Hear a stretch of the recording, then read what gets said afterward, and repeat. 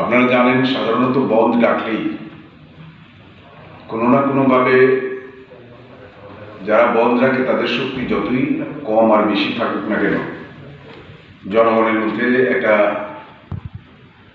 দোলাচলতা, সংশয়, এই সমস্ত কারণে সাধারণভাবে আমাদের অভিজ্ঞতায় আমরা দেখেছি যে বন্ধগুলো বিভিন্নভাবে সফল হয়ে যায়। কিন্তু আমার দীর্ঘ রাজনৈতিক জীবনে আজকে যে ঘটনা ঘটেছে এবং সঠিকভাবেই বন্ধুবর তথা প্রাক্তন মুখ্যমন্ত্রী, বর্তমান বিরোধী দলনেতা পরশুদিন বক্তৃতায় একটা কথা বলেছিলেন যে এবার ঐতিহাসিক বন্ধ হবে। মানুষের স্বতঃস্ফূর্ততায় এবং সমর্থনে এই ত্রিপুরা রাজ্যে একটা নতুন দিগন্ত উন্মোচিত হবে। ওনার কথাটা একদমই সঠিক এই অর্থে যে নতুন ইতিহাস তৈরি হয়েছে, যে ইতিহাসের কথা সিপিআইএম এর বন্ধুরা বা যারা বন্ধ ডেকেছেন সিটু থেকে শুরু করে, আসলে তো সিপিআইএম এটার পেছনে ছিল, এটা সম্পূর্ণভাবে ব্যর্থ হয়েছে ত্রিপুরায়। আমি জনগণকে ভারতীয় জনতা পার্টির পক্ষ থেকে অসংখ্য অসংখ্য ধন্যবাদ জানাচ্ছি যে আজকে রাজ্যের জনগণ যে ইতিবাচক সাড়া দিয়েছে। সিপিআইএম এর বহু নেতা, যেমন আমাদের শহরের মেয়র প্রফুল্লবাবু থেকে শুরু করে সোনামুড়া বা বিভিন্ন অঞ্চলে তাদের দলীয় নেতারা অনেকেই আজকে বাজারঘাটে অংশগ্রহণ করেছে। বন্ধুগণ, আপনারা জানেন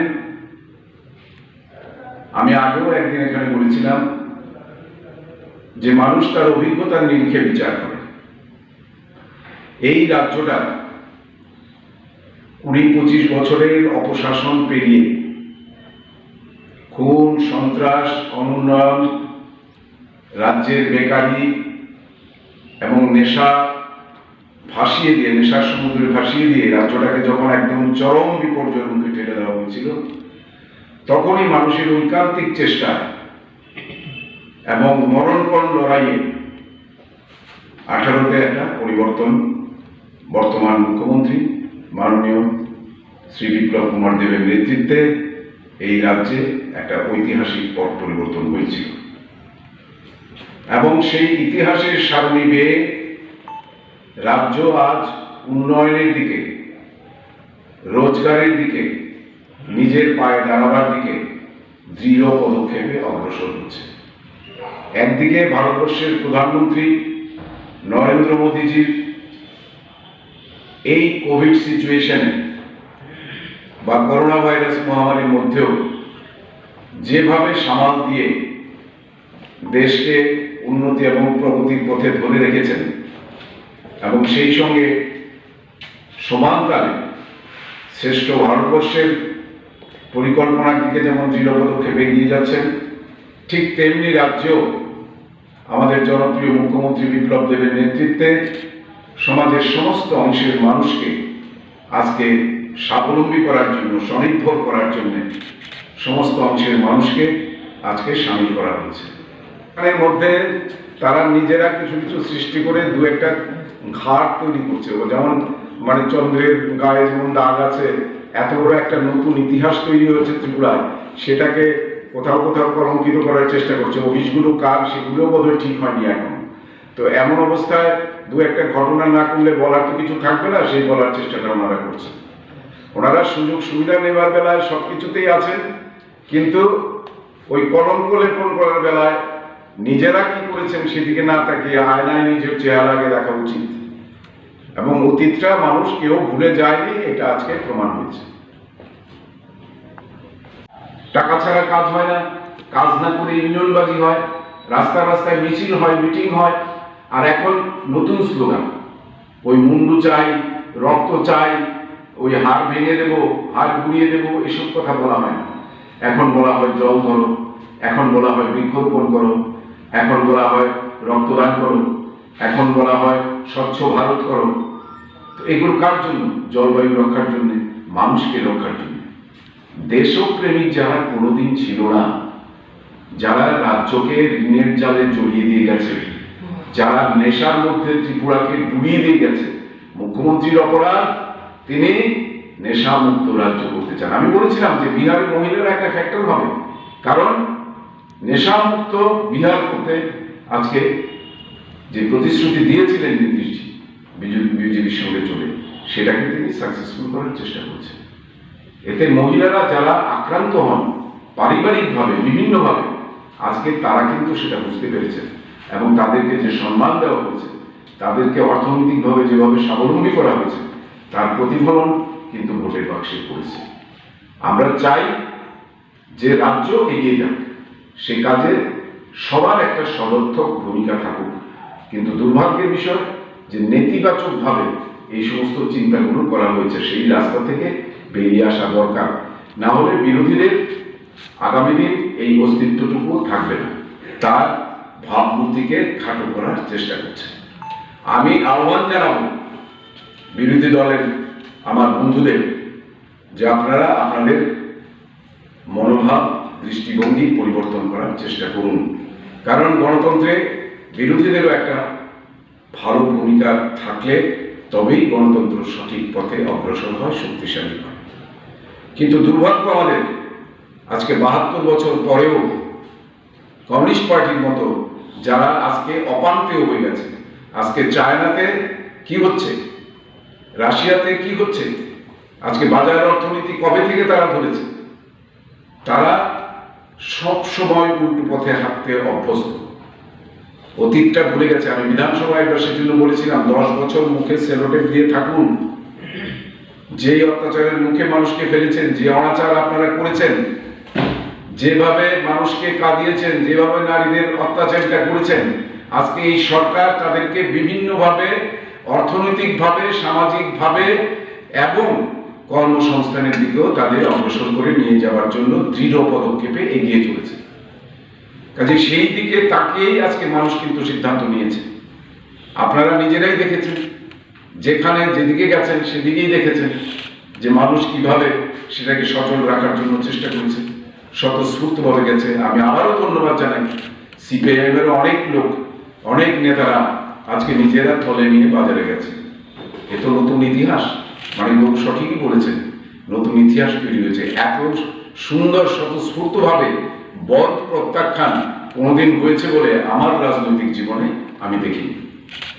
সেটা ত্রিপুরা রাজ্যকে আগামী দিন একটা শক্তিশালী শ্রেষ্ঠ রাজ্য করার পথে অগ্রসর হওয়ার একটা অন্যতম সোপান হিসেবে ব্যবহৃত হবে। কারণ কখনো আমাদের রাজনৈতিক জীবনে এমন ধরনের ঘটনা, এরকম স্বতঃস্ফূর্ততা কখনো আমরা দেখিনি। সেই ক্ষুদ্র ব্যবসায়ী যারা মুখে বলে কাজ নেই, খাদ্য নেই, অন্যের অভাব, হাহাকার চলছে, ঠিক সেই পুরনো ধ্যান ধারণা থেকে সিপিআইএম বেরিয়ে আসতে পারল না। এটা সবচেয়ে দুর্ভাগ্যের।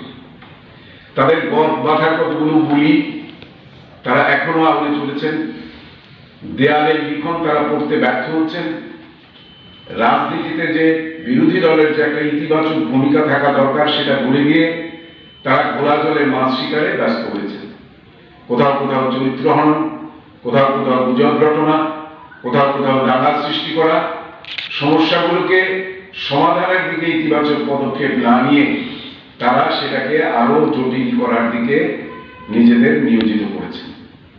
আজকে এটা প্রমাণ হয়েছে যে সিপিএম কতখানি জনবিচ্ছিন্ন, এবং এটাও প্রমাণ হয়েছে যে মাননীয় প্রধানমন্ত্রী এবং মাননীয় মুখ্যমন্ত্রীর নেতৃত্বে সমাজের বিভিন্ন অংশের মানুষ এই কোভিড সিচুয়েশনের মধ্যেও উন্নয়নের কাজকে যেভাবে জোর কদমে এগিয়ে নিয়ে যাচ্ছেন, আমরা প্রতিদিন জনগণের কাছে যাই।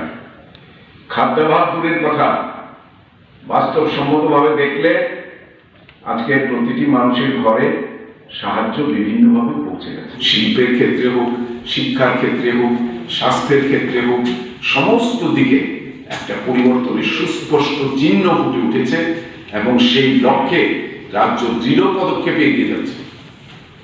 সেটাকে যারা খাটো করে দেখাতে চায়, মানুষ তাদেরকে খাটো করে দেবে। গণতন্ত্রের এটাই বড় মহিমা। কিন্তু দুঃখ হয় যে গণতন্ত্রের সারমর্মটুকু অনেকে এখনো উপলব্ধি করতে পারেনি। একটা সরকার বসলে তার স্থিতিস্থাপকতার জন্য কিছু সময় দরকার হয়, তাকে সবকিছু ঢেলে সাজাতে হয়। একটা শূন্য থেকে রাজ্যকে হাজার হাজার কোটি টাকা ঋণের জাল থেকে বের করে আজকে রাজ্যকে রোজগারের পথে নিয়ে যাওয়া হয়েছে। আর এই মানুষের জন্য ভালোবাসা থাকলে তো একটা পরিকল্পনা যখন হয়, একটা ঘর তৈরি করতে কতটা সময় লাগে। স্থলপথ বলুন, আজকে এসিজেড বলুন, স্মার্ট সিটি বলুন, আজকে শিল্পের কথা বলুন, বিভিন্ন দিক থেকে আজকে তাদের কৃষকদের কথা বলুন, যারা কৃষকদের কথা মায়া কান্না কাঁদে, তারা কোনোদিন কৃষককে সাহায্য করেছে? কৃষকদের জন্য কোনো সহায়ক পরিকল্পনা নিয়েছে? কোনোদিন নেই। আজকে শুধু কৃষক যাদের জমি আছে তাদের জন্য না, যাদের জমি নেই বর্গাদা তাদের জন্য পর্যন্ত ব্যবস্থা করা হয়েছে। সে কোঅপারেটিভের মাধ্যমে হোক, ত্রিপুরার নিজস্ব সম্পদ ব্যবহার করে হোক, আজকে রাজ্যের রোজগার বেড়েছে, গ্রামীণ রোজগার বেড়েছে। এটা সত্য, এটা ঐতিহাসিক ঘটনা।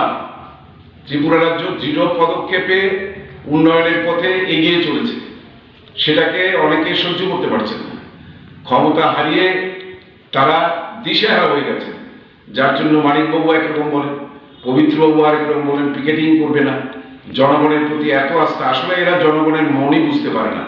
ক্ষমতায় থেকেছে গণতন্ত্রের সুযোগ নিয়ে, গণতন্ত্রকে অপব্যবহার করে খুন, সন্ত্রাস, রিগিং, ক্যাডারবাজি, দলবাজি, নোংরামি, এই সমস্ত করে, এবং সেগুলোর ফল হয়তো দীর্ঘ সময় মানুষকে ভোগ করতে হয়েছে।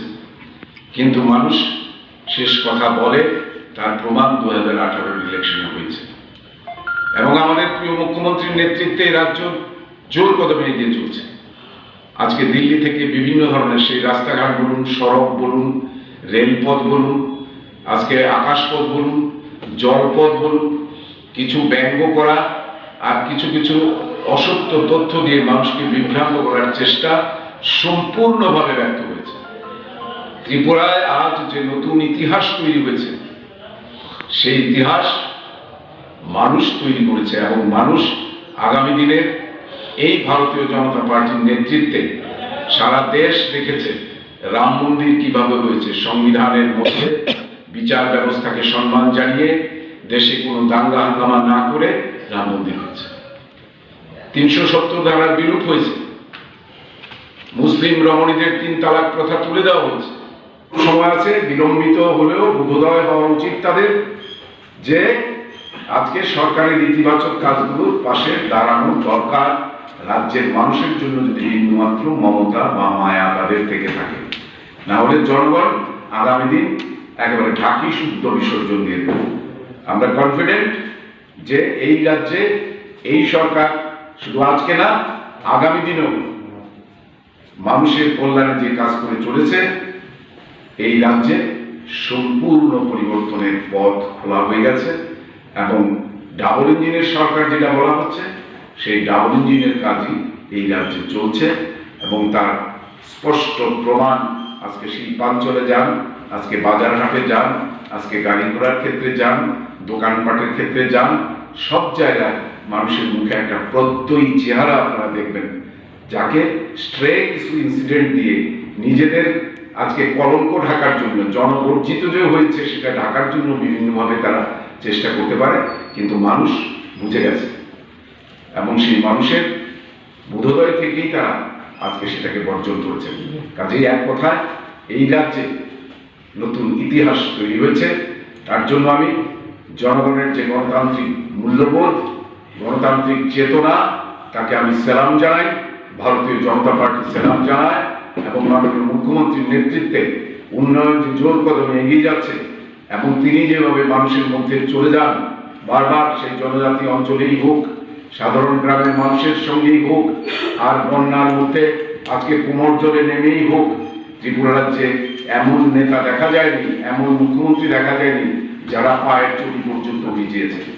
এত উপেক্ষা, এত উপেক্ষা, এত দম্ভ, এত মানুষকে মানুষ না মনে করা, এবং সব কিছুর মধ্যে আইনকে বৃদ্ধাঙ্গুষ্ঠ দেখিয়ে, আইনের বিরোধিতা করে, মানুষের বিরোধিতা করে তারা আজকে একটা একতন্ত্র প্রতিষ্ঠা করছে।